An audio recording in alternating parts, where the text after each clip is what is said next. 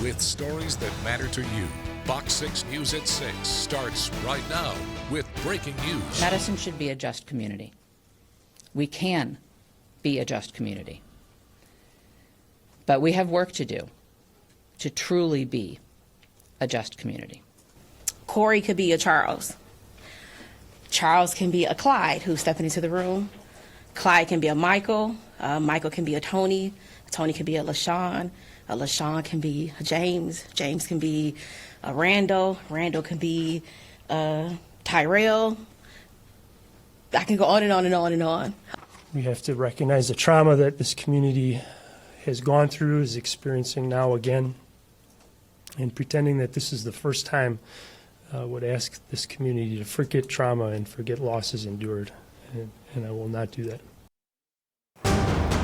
We're following this breaking news out of Madison, where the state capitol is tense tonight after that Madison police officer kills a man during an arrest on Wednesday. At a press conference, we learned the State Department of Criminal Investigation is now in charge. It's an open and active homicide investigation.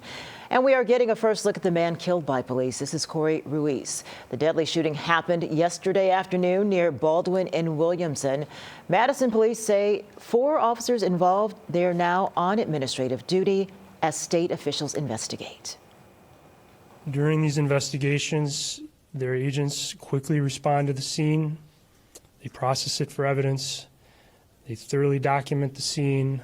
They analyze video that they can find, canvas for video. They interview witnesses. They create their own documents. DCI will also release the name of the officer who fired his firearm at some point in their investigation. That press conference by the chief there was interrupted by a protester.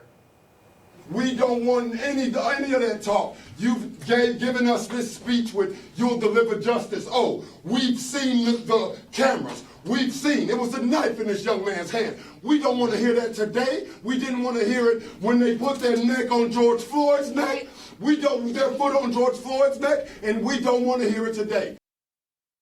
And more protesters may hit the streets tonight. Community members in Madison, they're gathering right now to mourn the victim. And that's where our Sam Kramer is tonight. And Sam, you're seeing more and more people arrive at that intersection.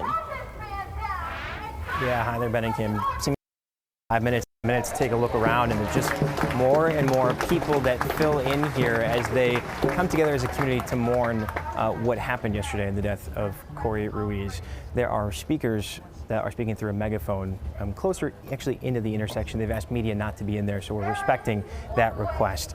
But the main kind of message of their comments has been accountability. In fact, one of the organizers said they plan to stay in this intersection until the officer who actually fired his weapon is arrested and held accountable. They want the City of Madison Police Department to have body cameras. They do not at this time, and the chief has actually spoke over the last several weeks about wanting to get those devices so that you add a layer of transparency to investigations such as this.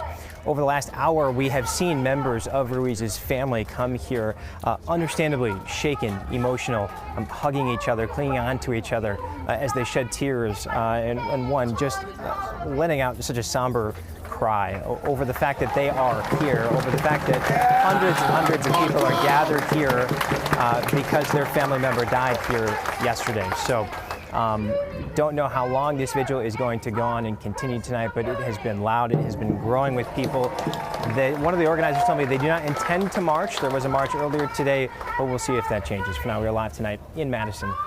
Sam Kramer, Fox 6 News. All right, and you can hear those impassioned speeches, and we're going to hear a lot more tonight from you, Sam. Thank you, reporting from Madison.